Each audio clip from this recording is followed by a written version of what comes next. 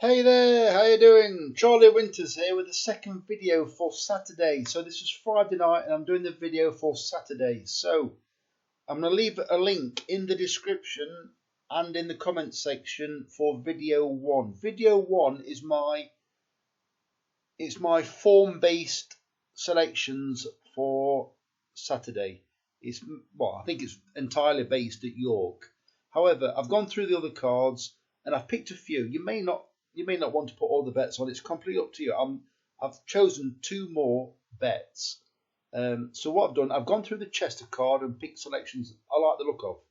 And then what I've done is I've merged, in the other bet, I've merged a few from, I think I've had a few from Chester, a few from Sandown, and a few from York. Basically, the final bet, in fact, sorry, when I say it's a final bet, it's a final bet that I selected, but actually it's going to be the first one that I read out now. So this one that I read out now is basically much bigger prices that I think have got a bit of a sniff.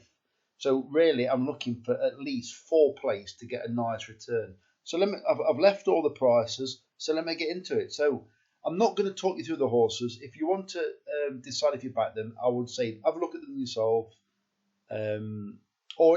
Or if you just normally follow me blindly, just follow me blindly. So the next bet is a 7 pence each way, lucky 63. It comes to £8.82. And I've also had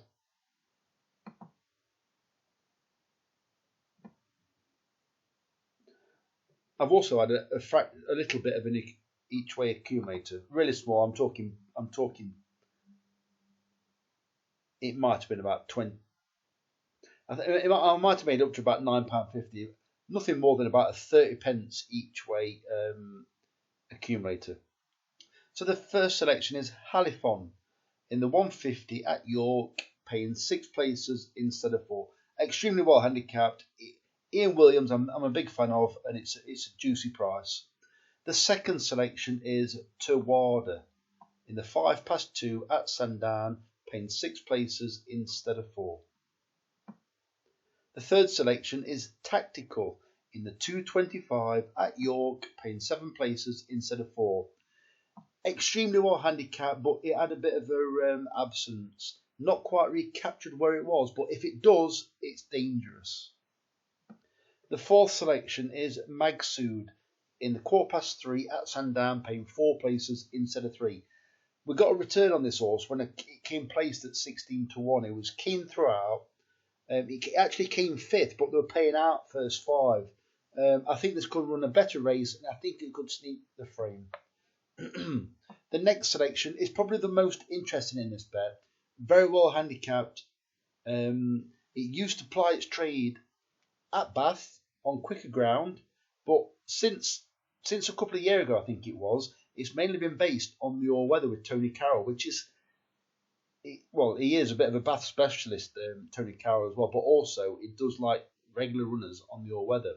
Well, it's come down the handicap since it's been running on the all-weather, but now it made its reappear. Well, not sorry, its most recent run was on soft ground, and it ran okay. I think it could be a much better horse on quicker ground, and currently it's quite a decent. Well, sorry, no, it isn't. Currently it's 10-1, but I'm expecting a decent price. But we'll see because it's a gambling stable. So Jack Doughty rides this horse. Well, it's quite a fall from what did they call it? Fall from grace.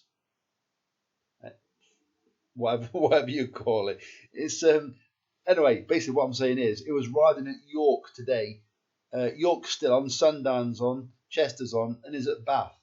So yeah, for a jockey that's riding well and on the up, must be a bit disappointed he's riding at Bath. But that's second collection, and that's in the 330 at Bath, paying 4 places instead of 3. The next selection is Keen Interest in the 440 at Bath, paying 4 places instead of 3. Right, so this is the Chester bet. So this is a 12 pence each way, lucky 31. I've taken all the prices on these, probably to my regret, but so it's reigning profit at 15-2 in the 10+2 at Chester, paying 4 places instead of 3. This horse used to show a lot of pace, but it still can do. But if it nabs the inside rail, which it ought to because it's drawn 1, if it can hold its position or a decent position, I think they will go off like clappers. If it can hug the rail and as they get tired, the horse will drift outwards a little bit, or there's a little bit of room on the inside, this horse could run a good race. I think it's still trained by Ruth Carr. Well, Ruth Carr had a winner, I believe, at Chester today, as in Friday. The second selection is Loyal Torch at 16 to 1 in the 245 at Chester, paying 4 places instead of 3.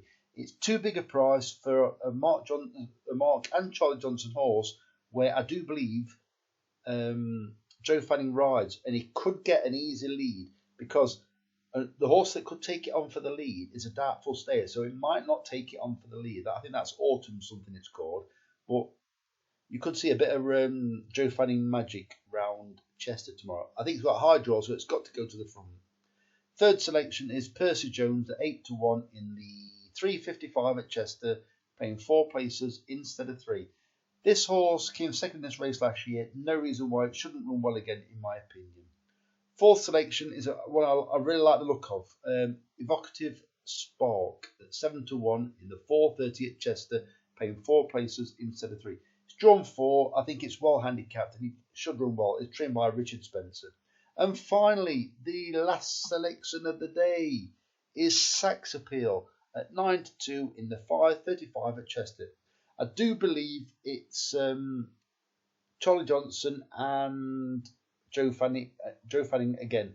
I think it's got a decent chance, and those are the selections for Saturday. So once again, if you want to see my main bet of the day, as in the York bet, click the description, or click the link in the description or in the comments in this video. So the very best of luck, Charlie Winters, over and out. Cheers, mate.